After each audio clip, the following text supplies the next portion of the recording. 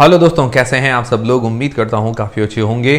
तो दोस्तों, TBO take का आईपीओ और आधार हाउसिंग फाइनेंस का आईपीओ, इन दोनों आईपीओ में आप सभी लोगों ने अप्लाई तो कर दिया है। अब सभी लोगों का मेन सवाल यह है कि इसका अलॉटमेंट स्टेटस कब और कहां चेक करना है, क्योंकि अप्लाई कर दिया, अब सब अलॉटमेंट का वेट कर रहे हैं। तो इस वीडियो के अंदर इसके अलॉटमेंट स्टेटस के बारे में जानकारी लेंगे, उसके अलावा इसका लेटेस्ट ग्रे मार्केट का प्रीमियम भी जानेंगे, और जो अपकमिंग आईपीओ है गो डिजिट इंश्योरेंस, उसका लेटेस्ट ग्रे मार्केट का प्रीमियम भी जानेंगे। उससे पहले दोस्तों, आज इंडिजन लिमिटेड का आईपीओ, उसकी आज लिस्टिंग थी।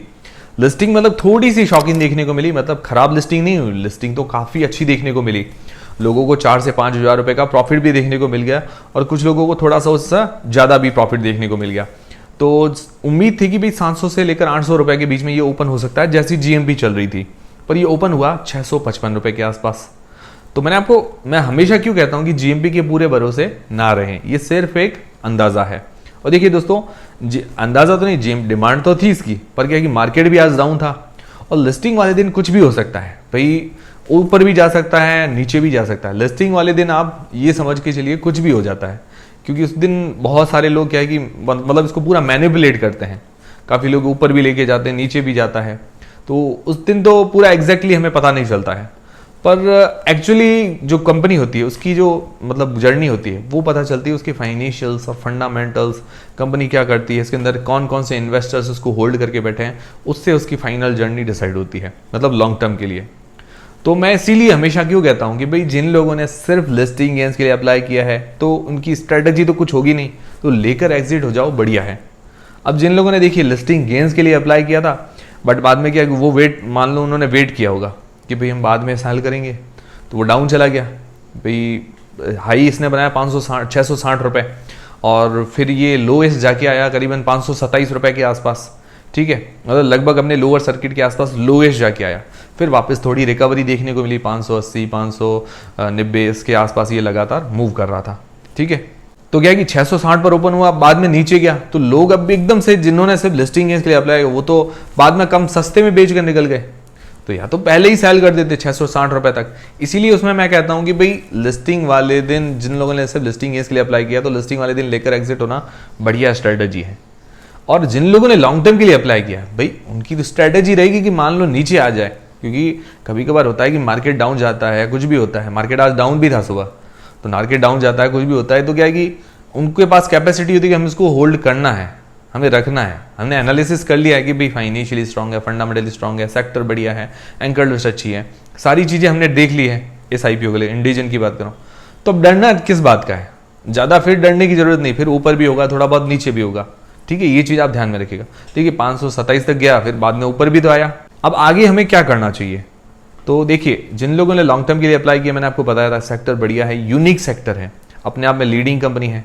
ज्यादातर रेवेन्यू बाहर से आता है, मतलब विदेशी कंट्रीज से ज्यादा रेवेन्यू आता है, लगभग 90% के आसपास का, और ज्यादा इतनी चिंताजनक बात नहीं है। बायो फार्मा है, लाइफ साइंस कंपनी है, उनको रिसर्च वगैरह करना, जो भी ये सॉफ्टवेयर सर्विस वगैरह ये सारी प्रोवाइड करवाती है, उसके अंदर लीडिंग है। लगभग अभी अकेली कंपनी, कोई भी पीयर कंपटीटर भी नहीं है, ये भी अच्छी बात है।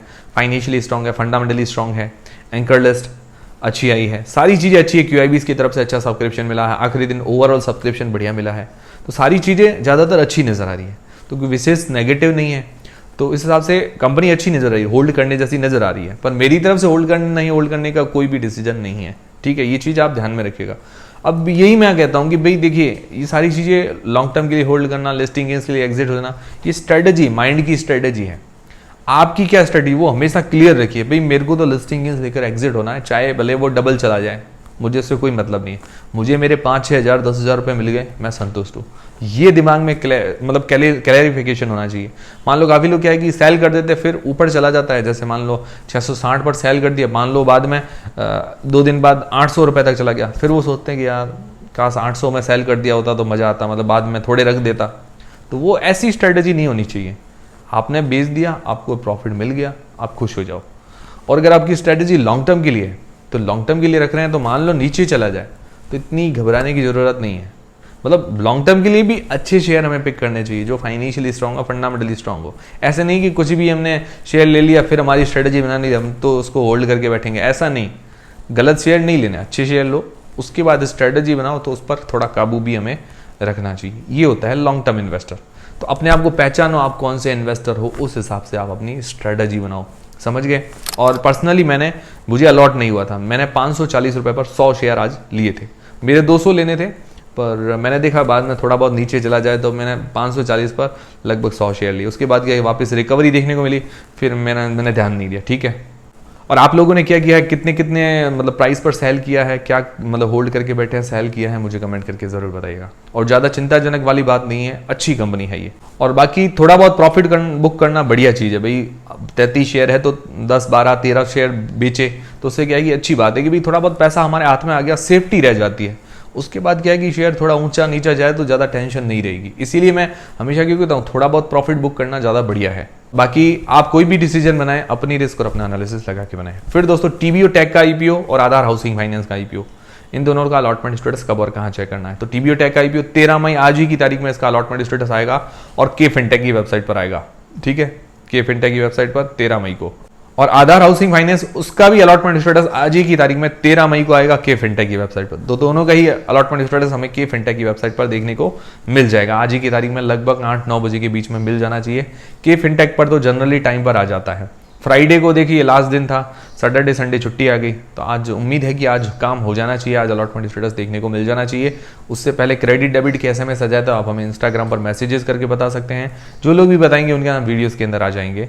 तो इंस्टाग्राम की लिंक डिस्क्रिप्शन के अंदर है, टेलीग्राम चैनल की लिंक डिस्क्रिप्शन के अंदर है, फ्री में डीमेट अकाउंट खुलवाना है उसकी भी लिंक डिस्क्रिप्शन के अंदर आपको मिल जाएगी। अब टीबीओ टेक का आईपीओ उसका जीएमपी क्या चल रही है, लेटेस्ट ग्रे मार्केट का प्रीमियम, तो 450 रुपये पर शेयर, 16 शेयर्स का लॉट है 7200, 7,200 रुपये जैसा हमें एक लॉट पर आज की तारीख में फायदा देखने को मिल रहा है। परसेंटेज वाइज 48% जैसा ग्रे मार्केट का प्रीमियम है। और देखिए दोस्तों जीएमपी एक अंदाजा है, इसको अंदाजा मानकर चलें, फिक्स भरोसे पूरे ना रहें। ठीक है, हाँ डिमांड है नो डाउट, पर पूरे भरोसे ना रहें। फिर आधार हाउसिंग फाइनेंस उसकी जीएमपी 60 रुपये पर शेयर, 47 शेयर का लॉट है, 2820, 2820 रुपये एक लॉट पर आज की तारीख में फायदा देखने को मिल रहा है। परसेंटेज वाइज 18% जैसा ग्रे मार्केट का प्रीमियम है।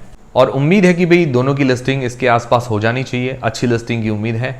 और आज इंडिजन आईपीओ की लिस्टिंग भी अच्छी हुई है, खराब नहीं हुई है, लोगों को अच्छा प्रॉफिट देखने को मिला है। तो इन दोनों आईपीओ का अलॉटमेंट स्टेटस आज ही की तारीख 13 मई के फिनटेक की वेबसाइट पर आएगा। और जानकारी जल्दी चाहिए तो टेलीग्राम चैनल को ज्वाइन कर लीजिए ताकि मैं आपको वहां पर कुछ अपडेट दूं तो सीधा जानकारी मिल जाए।